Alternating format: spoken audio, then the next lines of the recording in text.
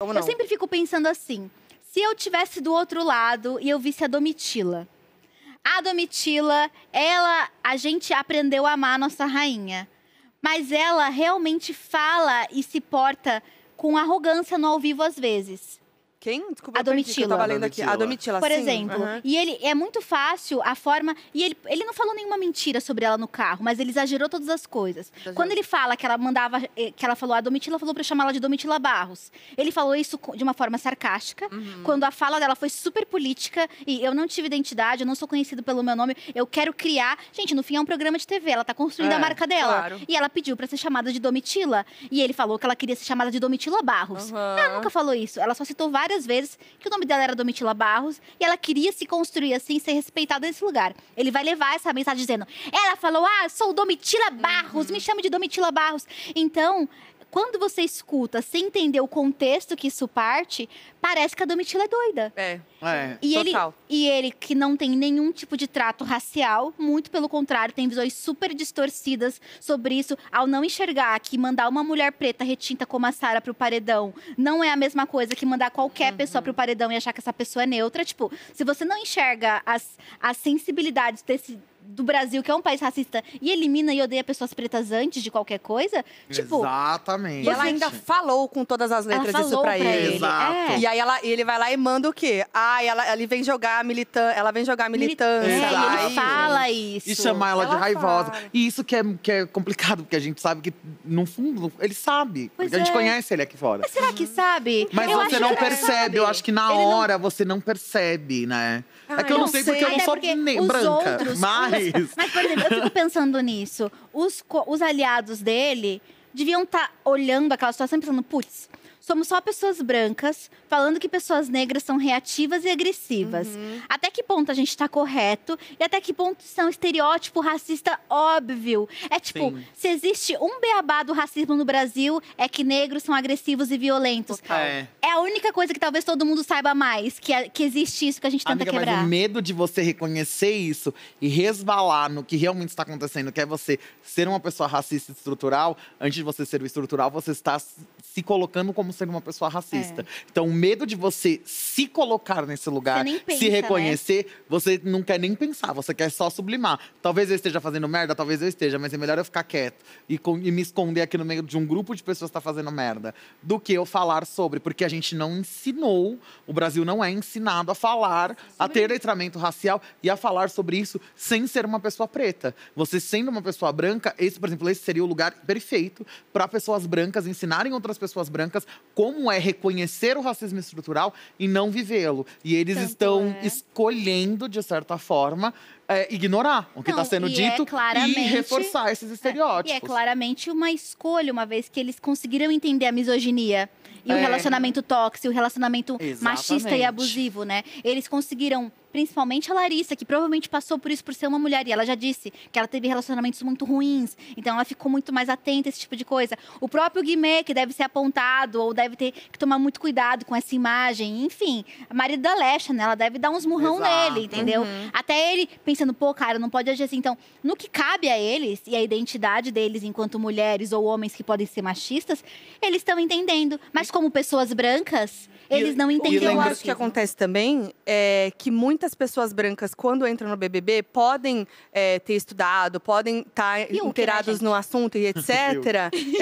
Mas quando entram no BBB, muitas vezes nunca conviveram tanto com pessoas pretas tão Exatamente, próximas. por tanto tempo. Exatamente, que é totalmente diferente do que você, né, Encontrar no apenas rolê, ler trabalhar. e apenas ler sobre o assunto, né? Então tem essa diferença que, como a gente vê no BBB, que a gente fala assim, como essa pessoa não pensa nisso, né? Como que ela não tá vendo e não tá lendo? Como ela não tá vendo, Que era que a gente tava falando agora há pouco da divisão dos grupos, né? Que tá muito claro, tá muito nítido a forma como esses grupos estão divididos. A gente tem ali nossa Rosa Parks ali lá do outro lado.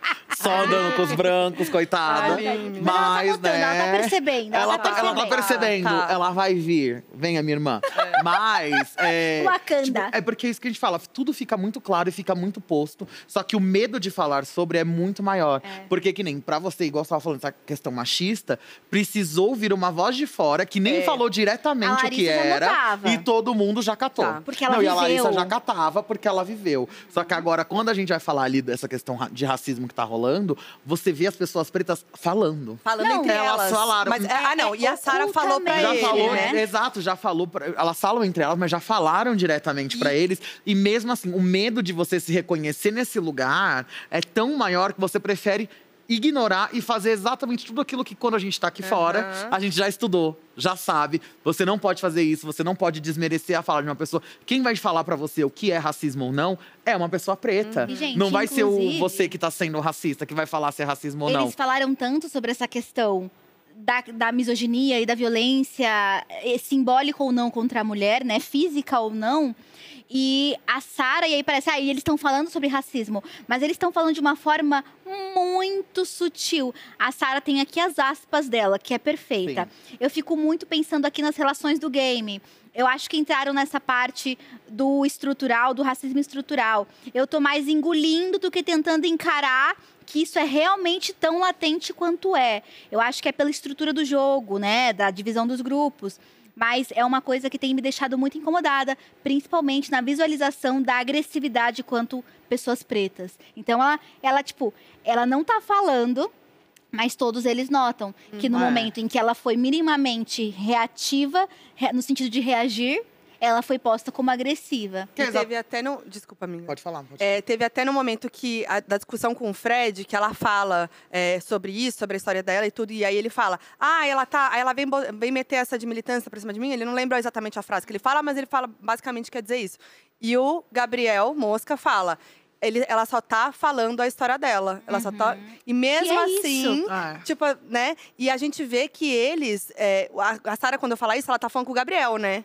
Com o Gabriel. E porque é óbvio, eles sabem que se eles começarem a falar pras pessoas brancas lá dentro, vai virar contra Lumena eles, e vai virar Carol. mimimi, vai virar militância, Lumena e vai Carol. virar… Ela ainda nessa fala, tem um trecho que ela fala do Fred, que a gente já chegou a falar nesse sofá aqui também. Que era na época que o Fred, Nicásio, falava das coisas dele, da vida. E que todo mundo falava, nossa, como ele é arrogante. Toda hora ele fica falando, porque eu fiz isso.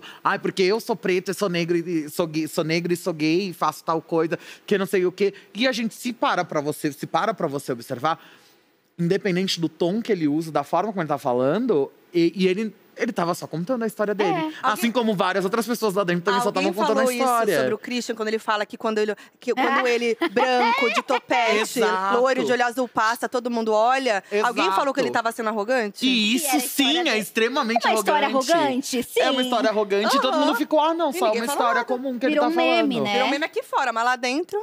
Lá dentro ninguém falou nada, acharam normal. E tipo, isso é absurdo, sabe? É nesse ponto que a gente tá querendo dizer que as pessoas não percebem. Que aí é nessa hora que eu volto a falar que são nesses trechos, nesses momentos, agora que já passou da metade do jogo, que as pessoas realmente, apesar delas estarem jogando, as relações começam a contar muito mais, volta-se a premissa do Big Brother de ser um estudo social que, infelizmente, ainda mais nesse ponto extremamente negativo, reflete a nossa sociedade. Reflete todo esse racismo estrutural que a gente sofre todos os dias. Gente. A forma de falar, de colocar uma pessoa preta que dá a sua opinião, ela é lida como uma pessoa arrogante, como uma pessoa que não merece ser ouvida. E tem uma fala do Fred, que foi absurda dela, que ela falando com ele, e ele falou, eu tô vendo raiva nos seus olhos, eu parei de ouvir o que você tá falando, porque eu vejo raiva nos seus olhos. Tipo, você vira pra uma pessoa e você fala, você não merece ser ouvida.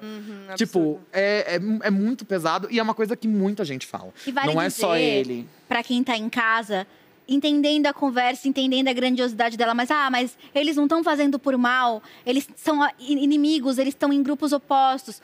Quando a Bielo traz todas essas coisas, a gente fala de racismo estrutural, parece um conceito gigante, assustador, mas a gente basicamente parte do ponto que todo mundo é racista. Eu sou racista, Bielo é racista, Foquinha é racista, porque a gente aprende a ser, porque a gente cresceu numa sociedade que trata a pessoa negra muito mal e que, tipo, te distribui representações negativas dela. A gente só vê o preto traficante, gigante, a preta barraqueira, a tia Anastácia cuidando da cozinha. Então, a postura antirracista é você ter consciência que o teu primeiro movimento vai ser racista. Exatamente. E aí você tem que se policiar para não interpretar o mundo através do que foi ensinado para você. Porque todo mundo vai cair nesse lugar. Não é uma questão de moral e caráter. Ah, ele é racista porque ele é uma pessoa horrível. Se ele não foi atrás para se desracistizar, para se tornar uma pessoa antirracista, realmente, às vezes, falta de estudo é falta de caráter também. Mas todos nós estamos sujeitos, quando a gente fala de racismo estrutural, é sobre isso. E ser antirracista é isso que a Nathalie falou, é você tomar uma atitude, é ter a ação para não ser racista, é ter a ação para não externalizar esse racismo, para não perpetuar esse racismo. É isso que é ser antirracista, é sobre ação, não é sobre só você falar, apontar e não fazer nada, que é o que está acontecendo. Inclusive com amiguinhos que você tá vendo, né? A gente fala tanto de… As pessoas falam tanto dos homens avisarem os homens que estão sendo machistas e tal. Também tem que avisar o teu amigo que ele tá sendo racista, né? Exato, os brancos avisando os brancos. Os brancos avisando os brancos, exatamente. É isso, gente. As pessoas não pretas, hein? Porque assim, asiáticas também, é para todos. Não tem que ensinar nada. Mas, amiga…